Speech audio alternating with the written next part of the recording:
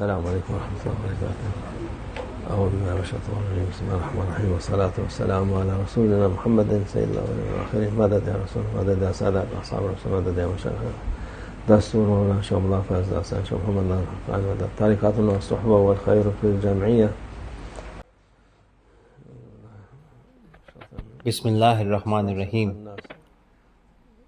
من شر الوسواس الخناس. صدق اللہ العظیم.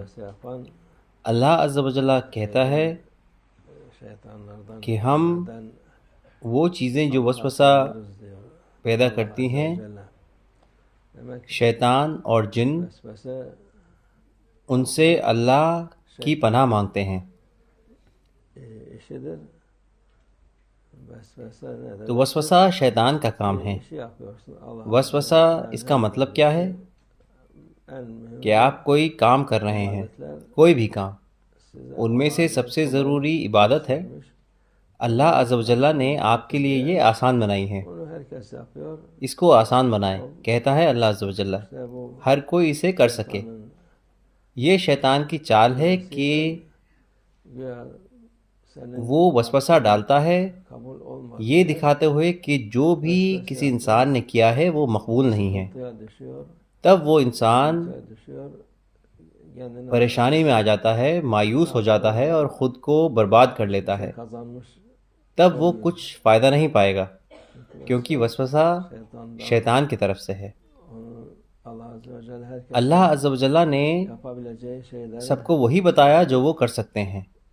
یسروا ولا تعسروا، وہ کہتا ہے یسروا ولا تعسروا، یعنی کہ اس کو آسان بنائیں، مشکل نہ بنائیں. اگر آپ اس کو مشکل بنائیں گے تو لوگ اس کو ایک حد تک ہی کریں گے، اس کے بعد وہ اس عبادت کو کریں گے ہی نہیں، کیونکہ وہ اس کو آگے نہیں بڑھا پائیں گے، وہ اس کو چھوڑ دیں گے. اور یہی ہے جو شیطان چاہتا ہے. اسی لیے کچھ یہ شیطان کے گٹ، ہم انہیں آج سے ایسا ہی بولیں گے، یہ کچھ مسلمانوں کے ویش میں ہیں اور ان میں سے کچھ لوگوں کی زندگیاں خراب کرتے ہیں، یہ کہہ کر کہ ہم ان پر احسان کر رہے ہیں. وہ انہیں برباد کرتے ہیں. تب ایسے لوگوں کے نہ تو دوست نہ رشتہ دار بچتے ہیں، وہ سب آپس میں دشمن ہو جاتے ہیں. ایسا کیوں ہے؟ کیونکہ یہ چیزیں اسلام میں موجود نہیں ہیں. وہ مسلمانوں کو، مخلص مسلمانوں کو یہ چیزیں دکھاتے ہیں جیسے کہ یہ اسلام کا ہی حصہ ہیں. ان کو شبہ میں ڈالتے ہیں، ان کو ایک دوسرا کا اور خود کا دشمن بناتے ہوئے. تب وہ انسان برباد ہو جاتا ہے. یہ وسوسہ بالکل بھی اچھا نہیں. جیسے ہم نے کہا کہ کچھ لوگوں کو وسوسے کی بیماری ہے، وہ اس کو اور بدتر کر دیتے ہیں. وہ مسلمانوں کو پسند نہیں کرتے، جو مسلمان کرتے ہیں اس کو پسند نہیں کرتے. لیکن اللہ عز و جل ہر چیز قبول کرتا ہے. حاشا، وہ خود کو اللہ عز و جل کی جگہ رکھ کر انہوں نے فیصلے دینے شروع کر دیے ہیں. جو ان کی اطاعت کرتے ہیں وہ بھی ان بری چیزوں سے نقصان اٹھائیں گے. وہ بری چیزوں میں پڑ جائیں گے اور ان کی زندگی خراب ہو جائے گی. جیسے ہم نے کہا یہ مسلمانوں کے بیچ دشمنی پیدا کرتے ہیں. اللہ ہماری ان کے شر سے حفاظت فرمائے. شیطان کی بہت برائیاں ہیں اور کافی چالاکیاں ہیں. وہ سیدھا سیدھا آپ کے پاس آ کر نہیں کہے گا کہ میں کافر ہوں. وہ آپ کو کوئی ایسی چیز بتائے گا جو کہ اچھی لگے، لیکن اندر سے وہ زہر ہے.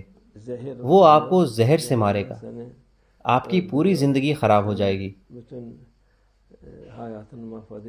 اور آپ اس سے کچھ بھی فائدہ نہیں اٹھا پائیں گے جو بھی آپ نے محنت کی ہے، بلکہ وہ آپ کے لیے بوجھ بن جائے گا. جو وقت آپ نے بتایا، جو محنت آپ نے کی، جو پانی آپ نے خرچ کیا، یہ سب اللہ عز و جل کے ہاں لکھا گیا اور یہ سب گناہ کی طرح لکھا گیا. اگر آپ نارمل وضو کریں، نارمل غسل کریں، اپنی عبادت کریں، اللہ آپ کو ہر ایک بوند کا ثواب دے گا. لیکن اس کے برعکس وہاں پر ہر بوند ایک گناہ بن گئی کیونکہ آپ نے ضائع کیا. اللہ ہماری حفاظت فرمائے. اللہ ہماری ان لوگوں کے برائی سے حفاظت فرمائے. دین آسانی ہے، دین اسلام آسانی ہے. کسی کو نہ سنے جو کہتا ہے کہ یہ مشکل ہے یا یہ یا وہ.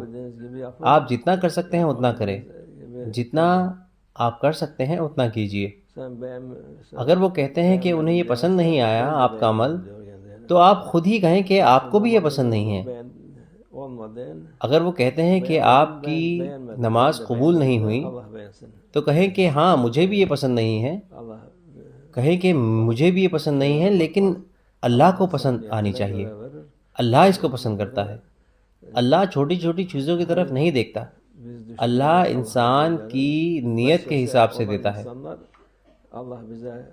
جن لوگوں کے پاس وسوسہ ہے، اللہ ہم سے غصہ ہے، اللہ ہمیں جلائے گا، اللہ ہمارے اعمال کو قبول نہیں کرے گا، ہمیں دوبارہ کرنے ہوں گے، وہ ایسا سوچتے ہیں.